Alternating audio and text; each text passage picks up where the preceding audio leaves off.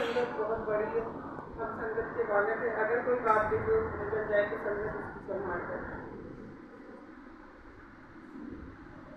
भगवान ज्ञान में 35 की वाणी में आई है, साधु बीज भगत मन खेती। अब बीज किस चीज का? साधु बीज भगत मन खेती, मन की खेती करनी है। और बीज जैसा बीज मन की खेती नहीं करनी बेटा, भगत की खेती करनी है। भगत की करनी है, मन से करनी है। तो साधु बीज भगत मन खेती। तो जो बीज है वो डालना कैसा, कैसे विचारों का बीज डालेंगे वैसी ही खेती होगी। जैसा बोएंगे वैसा ही काटेंगे। साधु बीज भगत मन खेती। और मन का काम है, जहां लगाओगे वैसे ही लगता चला जाएगा। एक विचार आएगा, उसके बाद उसका पूरा पेड़ बन जाएगा। बीज से पेड़ बनते हैं, जैसे विचार होंगे उसको भी हम बहुत कई गुना बड़ा पेड़ बन जाता है। तो नेगेटिविटी आएगी तो उसका भी पेड़ बहुत बड़ा बन जाएगा, पॉजिटिविटी आएगी तो उसका पेड़ भी बहुत बड़ा बन जाएगा। साधु बीज भगत मन खेती। आगे दूसरी वाणी में एक जगह है, जिनका तो कौन हवाल है जिन्हें जगत से जोड़ी, नरक प्राप्त होएगा भगत से तोड़ी। तो स्पष्ट रूप से पंडित संत ने तो हमें चेता दिया कि जिनका तो कौन हवाल है, कोई हवाला देने के लिए भी नहीं होगा, जिन जगत से जोड़ी। अब जगत की चाल है संसार से भिन्न है। जो जगत की चाल है वो साधों से बिल्कुल अलग है, उनकी चाल अलग है, साधों की अलग है। और हम उनको देख के उनको कॉपी करने लगते हैं, उनको उनके जैसा दिखाने लगते हैं। जैसे सतनाम कहना है तो हम वेट करते हैं कि सामने वाला जो बोले हम उसको आगे क्या बोले। तो इससे पहले खुद ही सतनाम बोल तो सामने वाला सतनाम ही बोले। अगर हम वेट करेंगे सामने वाला कुछ और बोल दिया, आप कुछ और बोलोगे, तो वो आप ना जगत के ना भगत के दोनों तरफ कंट्रास्ट हो जाएगा। तो जितना जल्दी रिएक्शन टाइम आपका अच्छा होगा तो सामने वाला भी आपको वैसे ही रिप्लाई करेगा। साधो बीज भगत मन खेती, हाँ जी संसा सूल सूरत से काटा जिमी जुगत से जुट।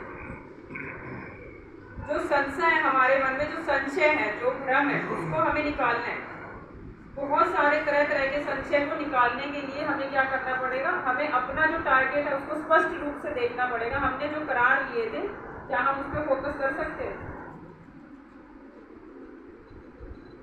जब हम कहीं पे जाते हैं, अगर एक घर में ही कोई बात बोल दे अपने मन के विपरीत, तो हमें लगता है हमारी इंसल्ट हो गई, लेकिन इंसल्ट कम फील होगी क्योंकि घर वाले ये पता है।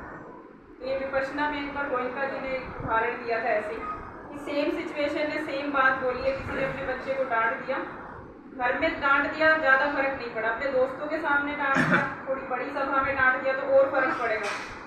डांटा उसी तरीके से है जैसे पहली सिचुएशन में, दूसरी में लोग बढ़ गए। तो जैसे जैसे लोगों की संख्या बढ़ती जाती है हमारे इमोशंस उतने ही ज़्यादा डीप चले जाते हैं कि मेरी और ज़्यादा बेइज्जती होगी। मुझे पापा ने 50 लोगों में बोल दिया या 50,000 में बोल दिया या एक के सामने बोल दिया। डाटा सेम है, कहा सेम है, लेकिन हमारा रिएक्शन वैसे ही चेंज हो जाता है जैसे लोगों की संख्या बढ़ती चली जाती है। तो हमें एक छोटा सा दृष्टांत सुनाती ताकि थोड़ा अच्छे से समझ आ जाए। हमें भगत मार्ग पे कैसे फोकस करना है। खिड़ा नहीं चाहिए, तिल के माफिक भी खिड़ना नहीं है। तो एक बार क्या होता है, एक धनुर्धर होता है, धनुष चला के वो एक गांव में रहने लग जाता है और फिर उसने वो भी काम छोड़ दिया और कोई छोटा मोटा काम, बढ़ई का काम करने लग गया। तो एक राजा के आगे किसी ने कहा कि मैं इस देश का सबसे अच्छा धनुर्धारी हूँ। तो उन्होंने कहा नहीं, एक होता था बहुत पुराने टाइम पे और वो कहीं गांव में रहता, अगर तुमने उसको हरा दिया तो हम मान जाएंगे तुम सबसे बड़े धनुर्धर। उसने कहा ऐसा भी क्या है, वो मैं मिलता हूँ जाके, मैं कंपटीशन करके आता हूँ उसके साथ, मैं इस दुनिया का सबसे अच्छा धनुर्धर, सबको हरा दिया, बस एक वो बचे हुए। वो सीनियर थे, थोड़े बूढ़े हो चुके थे, किसी गांव में रहते थे, बढ़ई का काम करते थे। उसने ढूंढा, पता किया, वो वहाँ पहुँच गया उस गाँव में और वहाँ जाके उसने गांव के बाहर एक बच्चे से पूछा कि तुम इसको जानते हो? उसका नाम था टेट्सुआ, कोई यूरोप की ये कहानी है कि आप इसको जानते हो? तो बच्चा उसकी वेशभूषा देख के सोचता है इसका और बढ़ई का क्या मेल। उसने कहा जानता तो हूँ, रहते भी यही है, पर आप किस विचार से आए मिलने के लिए, मुझे वहाँ ले चलो उनके घर पर। वो उनके घर पे लेके गया और उन्होंने कहा कि आप वही है ना जो राजा ने मुझे बताया कि आप हमारे देश के सबसे बड़े धनुर्धारी थे, मुझे आपसे कंपटीशन करके आपको हराना है। तो मैं तो हार गया, अब लिख लो आप, मैं हार गया, मेरे को करना ही नहीं कंपटीशन। फिर भी वो माना नहीं, बहुत जिद करने लगा। तो उन्होंने कहा चलो ठीक है चलते हैं।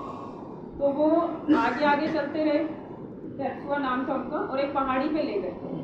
वो बच्चा भी साथ में था और ये जो धनुर्धारी थे ये भी, और उन्होंने अपना भी वो धनुष बाण उठा लिया जो उनके पास पुराना कोई पड़ा हुआ था।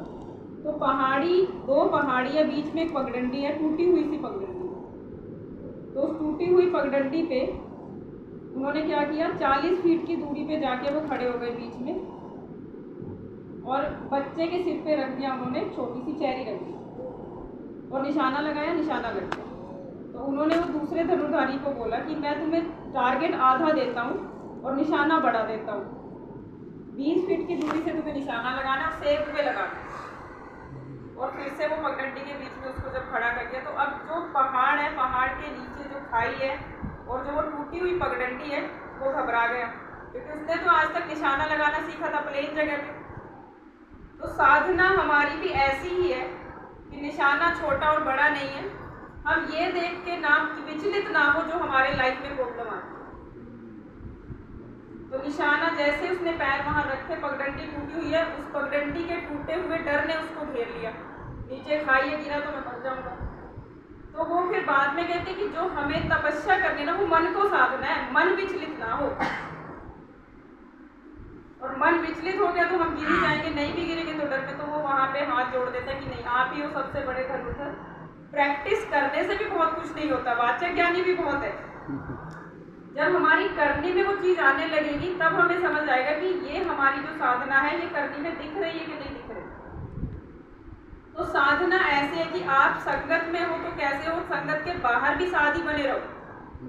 जब हम संसार के बीच में जाते हैं वहां भी साध है या नहीं है, और यही हमें कोशिश निरंतर करनी है। गलती सबसे हो जाती है, कोशिश निरंतर साध बने रहने की करनी है, साधना करने की करनी है। अगर कोई बात में जो निकल गई हो तो संगत उसकी संभाल करे। सतगुरु से दर्शन